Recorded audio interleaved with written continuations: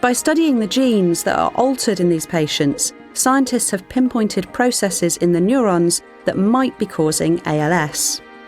It's too early to know which of these altered processes are a result of the disease and which could be a cause, but it's clear that they affect many different aspects of the motor neuron function.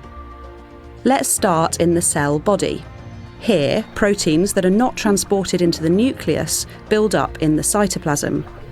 Errors in the systems that build up and break down proteins also cause other misfolded proteins to accumulate.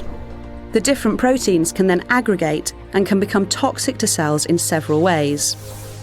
For example, they can damage mitochondria, the cell's power generators.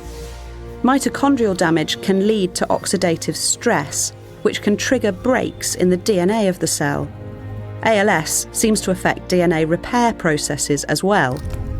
When DNA breaks are poorly repaired, it ultimately contributes to the death of the neuron.